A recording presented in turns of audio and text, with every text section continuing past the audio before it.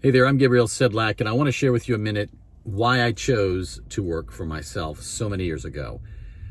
When I was 18 years of age, actually almost 18, I jumped into a home-based business, direct sales, network marketing, because and of course back then you were crazy if you worked for yourself, number one, and if you were in that industry. Obviously now people realize the wisdom in it, because every wealth model or any business model that creates freedom, the freedom comes from leverage. If you don't have leverage, you're being leveraged.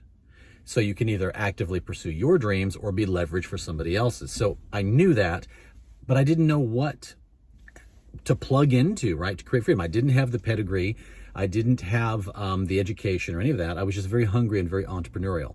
And again, back then, you were kind of considered non-conventional, rebellious, and people say, oh, that's never going to work. You need to go to school, get a degree, work for a company, have benefits, and then do what I saw. And I was raised in Atlanta in an area called Buckhead, and then moved out into the suburbs. And many of you may remember the term latchkey kids. You know, the kids would come home, both parents would be working, and there'd be, you know, the giant house and two brand new cars, and they have to keep up with everybody. And there was all of that pressure. And Atlanta was really, really hot when it came to that mentality. You would feel it in school with the children. Everybody would say, what does your dad do? Who is your dad? What kind of car do you drive? What neighborhood do you live in?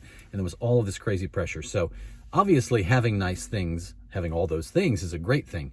But if the price is kids that are having to raise each other, parents that are rarely there except in the morning to say goodbye and at night to give a quick kiss on the cheek, that's not what I was looking for. So as an entrepreneur, I was looking for something different. I knew it was out there. I just didn't have anybody that could show me. Now you're talking about a whole world is saying, wait a minute, let me consider working for myself. Because going to school, getting the degree, working for the company, where you're still seen as disposable because you don't own the company, everybody's kind of had the wake-up call that that's not the only option out there anymore. So now that working for yourself is not suspect, what realm do you work in that arena? And then who do you find to tell you how to do it? Because all the mental stuff, see, we will work faithfully. And I always say this, people work 30 years for a company, never miss a sick day, and sacrifice all the games and miss out on the best moments of life just to get a paycheck, to get a house they don't own, to get cars they don't own, and a job that's not really theirs because somebody else owns the company. You could be let go anytime they felt like it. And we just can't have that kind of faith. People say they don't have faith. Oh, they have faith. They have faith in that. I say have faith in you, at least fractionally. How about fractionally as much as you would in a company taking care of you and your family for the rest of your life? They are not going to. You have to be the one. You will fight for your family like nobody else will. And so what really did it for me was I had joined a direct sales company at the time.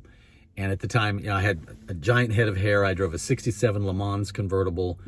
Enough of that.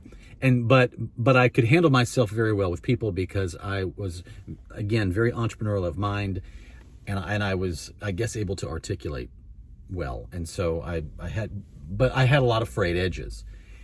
But what really grounded it for me was a family came in to the corporate office where we were working. We're getting ready to do a big meeting, and the guy comes in with his wife and his two kids, and he says, hey guys, after the meeting, I've got to get to the airport with the family because we're going to head to the Bahamas.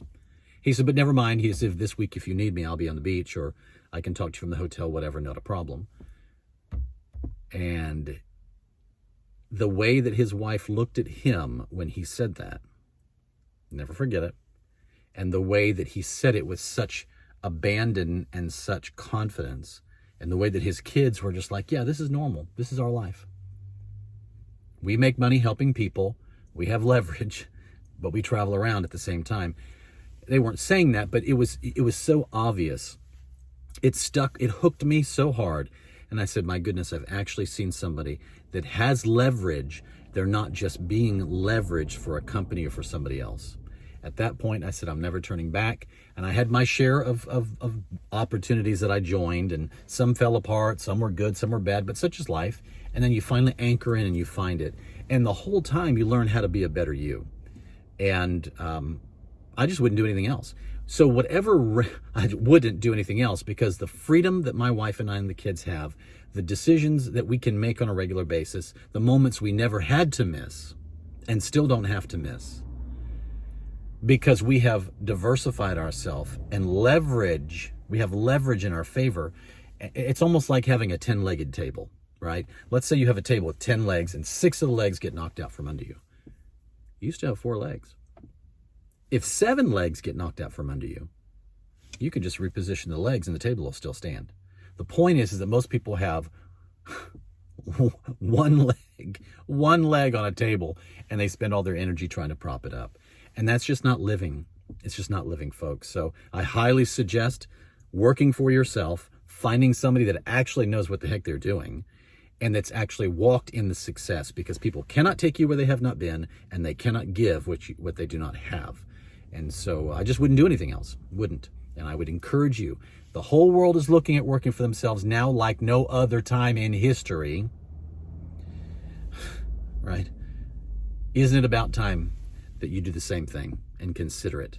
And don't just consider it. Really make a decision to at least have that working in the background, even if you're doing something else temporarily, because you've got to begin that shift. The world is becoming more and more unstable, and you're the only stability factor in your life.